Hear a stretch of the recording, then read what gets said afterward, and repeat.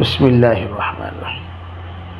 تقوی کی فضیلت اور حاصل کرنے کا طریقہ۔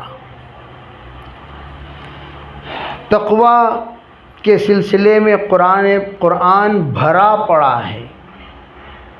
قرآن میں تقوی کے سلسلے میں جو آیتیں مروی ہیں وہ بہت زیادہ ہیں۔ تقوی کی فضیلت کیا ہے؟ سب سے پہلی بات، یا ایھا الذین آمنوا اتقوا اللہ، اے ایمان والو اللہ سے تقوی اختیار کرو۔ وقولوا قولا سدیدا، اور سیدھی بات کہا کرو۔ یا ایھا الذین آمنوا اتقوا اللہ وقولوا قولا سدیدا، قرآن کہتا ہے اے ایمان والو اللہ سے ڈرو اور سیدھی بات کہو۔ قولوا قولا سدیدا، تو اس کا فائدہ کیا؟ قرآن سے کیا ثابت ہوا؟ یصلح لکم اعمالکم، اللہ اکبر، یصلح لکم اعمالکم، اے لوگو اللہ رب العزت تمہارے تمام اعمال کو سدھار دے گا۔ یصلح لکم اعمالکم ویغفر لکم ذنوبکم، اللہ تمام گناہوں کو معاف کر دے گا۔ اللہ اکبر۔ اللہ سب کو اپنے فضل و کرم سے تقوی نصیب فرمائے۔ کتنی بڑی بات آپ نے فرمائی، یصلح لکم اعمالکم ویغفر لکم ذنوبکم، یہ بات اللہ نے فرمائی۔ اور پھر اللہ تعالیٰ یہ جو یصلح لکم اعمالکم فرمایا، علماء عجیب بات فرماتے ہیں، دیکھو اب تقوی اختیار کرو کا معنی ہی یہ ہے کہ عمل درست کرو۔ تقوی اختیار کرو کے معنی یہ ہے عمل درست کرو۔ عمل، اب سوال یہ پیدا ہو رہا ہے کہ یصلح لکم اعمالکم، بے تقوی اختیار کرے تو اعمال درست ہوں گے، قرآن کہہ رہا ہے۔ جب اعمال درست ہوں گے تبھی تو تقوی کہتے ہیں اس کو، تو اس کا مطلب کیا؟ علماء فرماتے ہیں اس کا مطلب یہ نہیں۔ اتقوا اللہ کے معنی اللہ سے ڈرو، یعنی ہر کام اللہ کے ڈر کے ساتھ کرو، ڈر کے ساتھ۔ اللہ مجھے پوچھے گا، اللہ مجھے پوچھے گا، اللہ مجھے، اب جیسے آمنا سامنا ہو گیا، بے قرآن پاک میں حکم ہے گھر کو جاتے وقت سلام کیا کرو، سلموا علی اہلہا، تو اللہ کا حکم ہے اس لیے میں نے فوراً سلام کیا، تو اللہ سے ڈر کر ہی تو سلام کیے۔ تو جب اللہ کا ڈر آپ کے عمل کے ساتھ ہو جائے گا ہر عمل صحیح ہوگا۔ تو یہ ہے یصلح لکم اعمالکم، بھئی پہلے تقوی اختیار کرو، تقوی کے ساتھ نماز پڑھو گے نماز درست ہو جائے گی، تقوی کے ساتھ روزہ رکھو گے روزہ درست ہو جائے گا، تقوی کے ساتھ حج کرو گے حج درست ہو جائے گا، تقوی کے ساتھ زکوٰۃ دو گے زکوٰۃ قبول ہو جائے گی، تقوی کے ساتھ جو بھی عمل خدمت کر رہے ہو آپ تقوی کے ساتھ، ریا کچھ نہیں، صرف اللہ کو راضی کرنا مقصود ہے، میرا اللہ مجھے دیکھ رہا ہے، بس اتنا۔ یصلح لکم اعمالکم۔ علماء نے دوسری بات کیا فرمائی؟ جب عمل درست ہوگا تو کیا ہوگا؟ جب اعمال درست ہوں گے تو احوال درست ہوں گے، اور احوال درست ہونے کے لیے کیا کرنا پڑے گا؟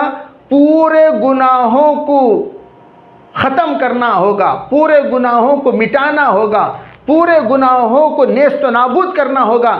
جب تک گناہ ہوں گے اس وقت تک اللہ کے طرف سے حالتوں کے درست ہونے کے فیصلے ہرگز نہیں ہوں گے۔ حالات اس وقت تک درست نہیں ہو سکتے جب تک کہ اعمال درست نہیں ہو سکتے۔ اعمالکم اعمالکم، تو اللہ تعالیٰ نے کیا فرمایا؟ تقوی اختیار کرو، سب سے پہلا فائدہ یصلح لکم اعمالکم، تمام اعمال درست ہو جائیں گے، اور دوسرا سب سے بڑا فائدہ یغفر لکم ذنوبکم، گناہ پورے کے پورے مٹ جائیں گے۔ اب جب گناہوں کا خاتمہ ہو گیا، جب گناہ ختم ہو گئے، اب آپ اندازہ لگا لیجئے تو دنیا میں اللہ تعالیٰ کتنی سکون کی زندگی دے گا۔ پاک اور صاف جس وقت ہم لوگ ہو گئے، اللہ رب العزت نے جس وقت میں ہمیں پاک صاف کر دیا، تو پاک صاف کرنے کے نتیجے میں کیا ہوگا؟ پاک ہونے کے نتیجے میں پاک زندگی اللہ ہمیں عطا کرے گا، یہ فرمایا یصلح لکم اعمالکم۔ تو اس لیے علماء فرماتے ہیں عربی تقوی اختیار کرنے کے بعد دیگر تمام چیزیں خود بخود بندے کو نصیب ہوتی چلی جائیں گی، خود بخود بندے کو نصیب۔ تقریباً اللہ جل جلالہ امن والہ نے کئی آیتوں میں اس بات کی وضاحت فرمائی کہ اگر کوئی تقوی اختیار کر لیا، اللہ تعالیٰ اسے کیا دیں گے، اسے کیا دیں گے، اسے کیا دیں گے، اسے کیا دیں گے۔ اور تقوی کے کتنا اختیار کریں وہ بھی اللہ نے قرآن میں فرما دیا، فاتقوا اللہ ما استطعتم۔ اب دیکھیے تقوی کی بات چل رہی ہے، اب ہم لوگ نیت کریں گے انشاءاللہ تقوی اختیار کریں گے۔ جب ہم نے نیت کر لی تو نیت کرنے کے بعد عمل شروع ہوگا کہ نہیں ہوگا؟ جب عمل شروع ہوگا تو اب آپ نے سوچا آئندہ ہفتہ میں رابعہ بصریہ بن جاؤں گی، ہر مرد حسن بصری بن جائے گا اور ہر عورت رابعہ بصریہ بن جائے گی آئندہ ہفتہ ہی۔ اس کے لیے کیا کرو، اب یہاں سے بیان سے جاتے ہی کیا ان کے تقوی، کیا ان کے تقوی۔ شوہر کو دیکھ دال کو پریشان ہو جا رہی، ارے کیا بھئی اچھی حالت میں نہ چھوڑ کو گیا، سو میں بیچاری بات کر رہی تھی، مسکرا رہی تھی، کھانا پکا رہی تھی، ڈھنگ سے گھر میں تمام ماحول چل رہا تھا، اب آنے کے بعد بالکل صوفیہ کی طرح ہو گئی، نہ بات چیت نہ نظر، ہاتھ میں تسبیح، نیچے مصلی، جی سامنے قرآن۔ اٹھی تو بیچاری اٹھ رہی ہے، جا رہی ہے، وضو کر رہی ہے، آ رہی ہے، اور اپنی نماز میں ذکر میں تلاوت، یوں سمجھ گئے کہ یہی تقوی ہے۔ اللہ نے دیکھو عجیب بات، جب اللہ کے رسول علیہ السلام کے سلسلے میں ذکر ہو رہا تھا، دیکھو اللہ اکبر، کیا بتاؤں میں، اسلام سے بڑھ کر اعتدال والا مذہب کائنات میں کوئی مذہب ہے ہی نہیں۔ آپ کو سادھو بننے کے لیے میں ایک مثال دے رہا ہوں، آپ کو سب کو چھوڑنا ہوگا، سب کو چھوڑنا ہوگا۔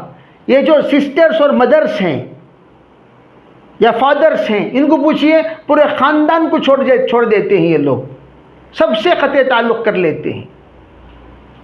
اسلام ان تمام رہبانیت فی الاسلام، اسلام کہتا ہے یہ سب ہمارا طریقہ نہیں، چھوڑو، زبردستی اپنے آپ پر ظلم کرو، زبردستی کرو۔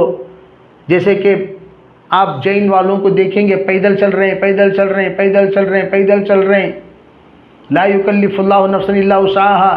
اسلام یوں کہتا ہے کہ بھئی ایسی تکلیف اپنے اوپر مت ڈالو جس کی طاقت تم نہیں رکھتے۔ اب کوئی پیدل حج چلنا شروع کیا، سب شروع ہو رہے پیدل حج، پیدل حج، پیدل حج۔ احمق الوجود ہیں لوگ۔ عربی کوئی ایک بندہ شروع کیا، اس کے جذبات ہیں، اس کا ایک خیال ہے، اس کا ایک فیصلہ ہے، اس کے وسعت ہیں، وہ چلو بھی چل رہا ہے، اسے دیکھا دیکھی سب شروع کریں، کہا نہیں۔ ترغیب دینے کی چیز پیدل حج نہیں ہے، ترغیب دینے کی چیز نہیں ہے۔ کیوں ترغیب دینے کی حج نہیں ہے؟ یہ مطلوبہ ہی نہیں ہے۔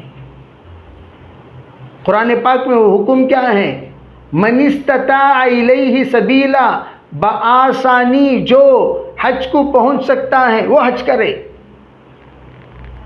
بھئی آپ دیگر کاموں میں اتنا پیسہ جو آپ خرچ کر رہے ہیں دیگر کاموں میں خرچ کرو، افضل مفضول کا فیصلہ ہوتا ہے، ہمیشہ یاد رکھو۔ جذبات کا فیصلہ، شریعت کبھی بھی کسی پر ظلم نہیں کرتا۔ یہ نہیں کہتا شریعت کہ جو ایسا حج کرے گا اس کا حج جا کر سب سے اعلیٰ درجے کا۔ علماء یہ فرماتے ہیں حج کا تعلق دل سے ہے، تقوی سے ہے، طہارت سے ہے، دل۔ جیسے کہ شقیق بلخی رحمۃ اللہ علیہ نے اپنے مرید سے پوچھا، بڑی فضائل اعمال میں اس سلسلے میں بڑی تفصیلات ہیں۔ خواتین جب تعلیم کرتی ہیں تو وہ پڑھتی ہیں، طواف کرتے وقت کیا آپ نے یہ محسوس کیا، سعی کرتے وقت آپ نے یہ محسوس کیا؟ حضرت نے کہا کہ پھر آپ نے طواف ہی کہاں کیا، سعی ہی کہاں کیا؟ یہ آپ نے فرمایا تھا۔ خیر میں عرض کرنا چاہتا ہوں کہ یہ شخص شروع کیا، وہ قابل تقلید چیز نہیں ہے کہ وہ سب شروع کریں. قابل یہ شروع کیا، چھوڑ دیجیے، اس کے حال پر چھوڑ دیجیے، اس کے حال پر چھوڑ دیجیے. اللہ کرے کہ عافیت کے ساتھ وہ منزل پہنچے اور عافیت کے ساتھ واپس لوٹے. بھئی ہم تو دعا کریں گے، تو ہم یہ نہیں کہتے کہ سب شروع کرو، یہ ترغیب دینے کی چیز نہیں ہے. اب یہاں قرآن کیا کہہ رہا ہے؟ قرآن میں آپ کو حوالے کے ساتھ بتا رہا ہوں. قرآن کیا کہہ رہا ہے؟ قرآن یہ کہتا ہے سورہ تغابن میں 16ویں آیت، فاتقوا اللہ ما استطعتم. میں آپ کو یہ بتا رہا تھا کہ حضور کے بارے میں معلوم کرنے کے لیے حضرت عائشہ کے پاس کچھ لوگ جمع ہو گئے، 3 صحابی. کہا بھئی حضور تو حضور ہیں، حضور مغفور ہیں، یعنی اگلے پچھلے تمام گناہ اللہ نے حضور کے معاف کر دیے. جب حضور کے اللہ نے معاف کر دیے، ہم لوگوں کی جب معافی نہیں ہوئی تو ہم لوگ کیا کریں گے؟ ہم لوگ تو آپ علیہ الصلاۃ والسلام کی عبادت سے دگنی عبادت کریں گے تاکہ ہماری مغفرت ہو. تو ایک نے ارادہ کیا میں زندگی بھر نکاح ہی نہیں کروں گا،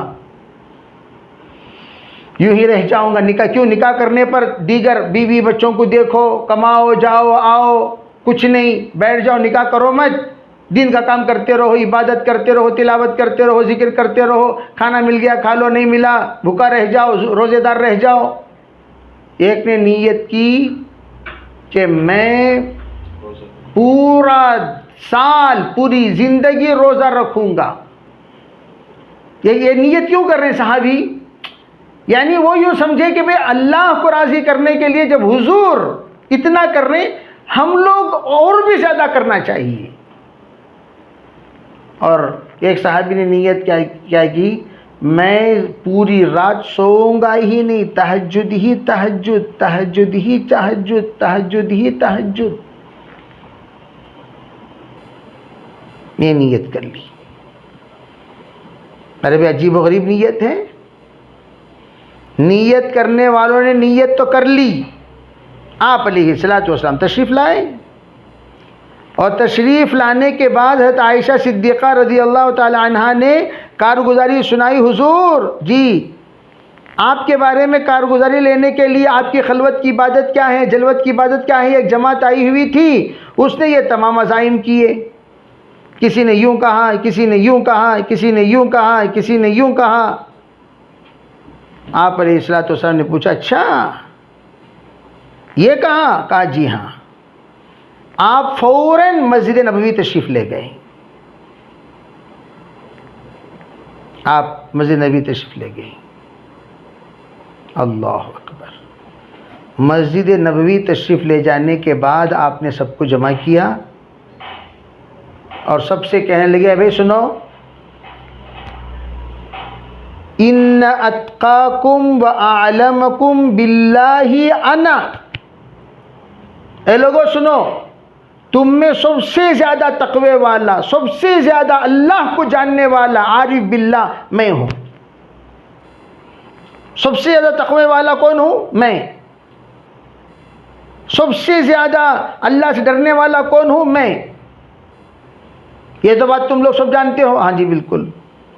فرمایا میں کیا کرتا ہوں جانتے ہو؟ میں شادی بھی کرتا ہوں، کسی دن روزہ بھی رکھتا ہوں، افطاری بھی کرتا ہوں، سوتا بھی ہوں، نماز پڑھتا بھی ہوں. یعنی مطلب یہ ہے اللہ کے نزدیک تقوی اسے نہیں کہتے جس کو تم لوگ سوچ رہے ہو. روزہ روزہ روزہ روزہ تقوی نہیں، نماز نماز نماز نماز تقوی نہیں، بغیر شادی کی زندگی گزارنا تقوی نہیں ہے. تقوی کسے کہتے؟ جو میں کہہ رہا ہوں، جو میں عدل کے ساتھ جو کر رہا ہوں، اسے کہتے تقوی. کیوں؟ قرآن پاک میں اللہ نے حکم دیا فاتقوا اللہ ما استطعتم. جتنا تمہارے بس میں ہے اتنا تم اللہ سے ڈرو. اور دوسری بات کیا کرو؟ آیت عجیب و غریب ہے، واسمعوا. اور جو بھی تمہیں نصیحت کہی جائے غور سے سنو.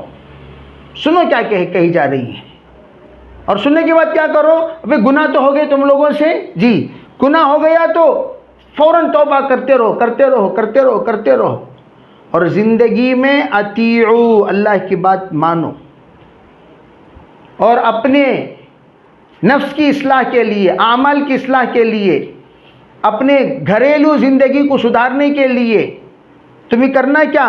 انفقوا خیرا لانفسکم، تم اپنے بیوی بچوں پر خرچ کرو، یہ اس کے ذریعے سے اصلاح معاشرے کا تمہیں ثواب ملے گا، اور اپنی اصلاح کے لیے اپنے آپ کو مصیبت سے بچنے کے لیے صدقہ دیا کرو، اور اپنے بچوں کو یتیمی کے حالت سے بچنے کے لیے یتیموں پر خیر خواہی کیا کرو، اور اس کے ساتھ جو بھی بیوہ اور مرضع اور مصیبت زدہ لوگ ہیں ان کی امداد کیا کرو، جو تمہارے بس میں اتنا کیا کرو۔ وَمَن يُوقَ شُحَّ نَفْسِهِ فَأُولَئِكَ هُمُ الْمُفْلِحُونَ۔ اللہ، جو اپنے آپ کو بچا لیا نفس کی بخالت سے وہ کامیاب ہو گیا، وہ لوگ کامیاب ہو گئے۔ یعنی کیا مطلب؟ بھئی نفس کیا کہہ رہا ہے اس کی سنو مت، نفس کے خلاف کرنے کا نام تقوی ہے۔ قرآن نے ماشاءاللہ تقوی کے سلسلے میں اتنی آیتیں تفصیل سے انشاءاللہ میں بتاؤں گا آپ حضرات کو نیکسٹ کیا کیا اللہ تعالیٰ نے ان تمام باتوں میں اشارہ کیا ہے۔ اللہ سے دعا کیجیے اللہ تعالیٰ ہمیں اپنے بس میں جتنا ہے اللہ سے ڈر خوف پیدا کرو۔ بے غلطی ہو گئی معافی مانگ لو، اللہ توبہ استغفار جب اللہ نازل کیا شیطان کی کمر ٹوٹ گئی، شیطان بہت واویلا کیا، کیوں؟ ارے زندگی بھر کی میری محنت یہ ایک استغفار میں اللہ معاف کر دے گا؟ ایک استغفار میں سب سے زیادہ شیطان کو جو پریشانی ہوئی کس وقت ہوئی؟ جب اللہ تعالیٰ استغفار توبہ نازل کیے بہت پریشان ہوا۔ اب تقوی پچھلے گناہوں سے توبہ، پھر اگلی زندگی کو پرہیزگاری کے ساتھ گزارنے کا نام تقوی، اور پچھلے گناہوں کے توبہ وہ استغفار۔ اور استغفار کب کرنا؟ خالی ایک بار کر کو چھوڑ ڈالنا نہیں۔ انی استغفروا فی الیوم 70 مرہ، سرکار روزانہ 70 بار استغفار کرتے تھے۔ 70 کی تعداد زیادہ کے لیے استعمال ہوتی ہے، تعداد کے لیے نہیں۔ علماء فرماتے انگنت، جیسے ہم کہتے ہیں کسی کو کیا جی تم نہ 100 بار بول کو بھی عقل نہیں کیا جی، کہ تو 100 بار کیا گن کو بولے کیا؟ 100 بار کو تو بار بار بول کو بھی تم نہ سمجھ میں نہیں آ رہی نہ باتیں، اس واسطے 100 بار کا لفظ ہم اردو میں استعمال کرتے ہیں۔ ارے بھی 10 بار بول کر تم سمجھتے نہیں ہو تو مطلب کیا ہوا؟ 10 بار آپ گن کر فرمائے تھے، 10 بار تو کثرت کے لیے کہا جاتا ہے۔ اسی طرح 70 کی تعداد عربوں کے یہاں کثرت کے لیے استعمال ہوتا ہے۔ سرکار نے جو کہا 70 مرہ، اس سے مراد کئی اللہ کے رسول اکثر استغفار کیا کرتے تھے۔ اللہ تعالی ہم سب کو تقوی کی زندگی اختیار کرنے کی توفیق عطا فرمائے۔ کچھ وہ جو ایک سوال کرا تھا جو ڈائپر میں ناپاکی ہوتی ہے تو قرآن جو یاد ہے ذکر ہے یہ سب کر سکتے ہیں یا؟ ہاں، جو ڈائپر وغیرہ میں اگر ناپاکی ہو جائے تو ایسے موقع پر قرآن پڑھنے میں ذکر کرنے میں کوئی حرج نہیں۔ ہاں، جو یاد ہے وہ پڑھ سکتے ہیں، لیکن جس وقت نماز کی بات آتی ہے، نماز کے لیے شرائط میں کپڑے کا پاک ہونا، بدن کا پاک ہونا، یہ شرائط نماز میں سے ہے، اس لیے ناپاک کپڑے کے ساتھ نماز نہیں ہوتی۔ تو اس لیے جہاں تک ہو سکے وہاں تک میں اسی لیے اکثر کہا کرتا ہوں عربی بار بار ڈائپر بدلو مت۔ دیکھو معذورین کیا، نماز کی ترتیب الگ ہے، جمع بین الصلاتین، ظاہری اعتبار سے 2 نمازوں کو جمع کرے جیسا لگے گا، حقیقی اعتبار سے 2 نمازیں الگ الگ ہیں۔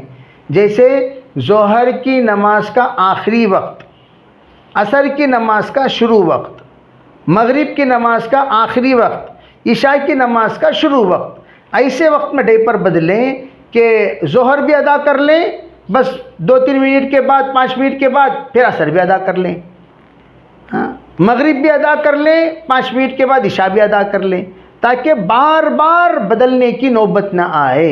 یہ معذورین کے لیے شریعت مطہرہ میں یہ اس بات کی اجازت ہے، معذورین اس طریقے سے نماز ادا کر لے سکتے ہیں۔ قبر میں نشان کے لیے نام کو جو پتھر میں لگایا جاتا ہے کیا وہ لگا سکتے ہیں؟ نہیں لگا سکتے۔ دیکھو 2 چیزیں ہیں، ایک تو یہ ہے نشانی کے طور پر پتھر لگانا، اس کی شریعت میں اجازت ہے، لیکن نام اس کی شریعت میں اجازت نہیں ہے. لیکن عام تو اگر کسی جگہ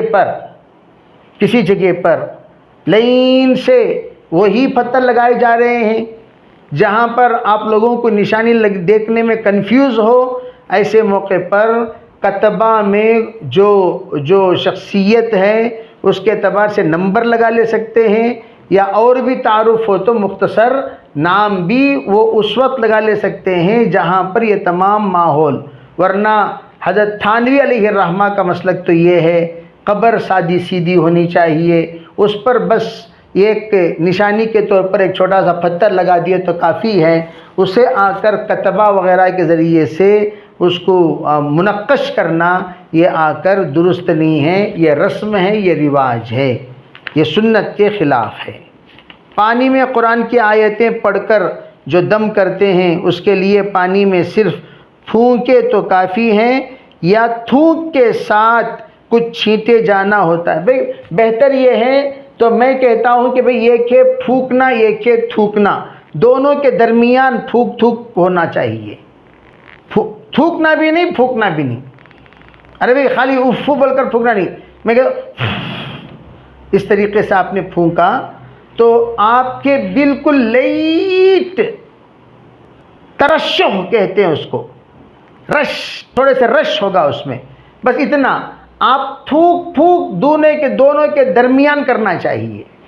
تو یہ مصنون طریقہ. اگر کسی کے تھوک پر کنٹرول نہیں ہے، جیسے بعض لوگ ہوتے ہیں وہ پھونکنا چاہتے ہیں تو تھوک دیتے ہیں، تو ایسے موقع پر ان لوگوں کو پھونک دینا کافی ہے تاکہ وہ ذرا تھوک پر کنٹرول نہیں ہے تو خالی پھونک دینا کافی ہے.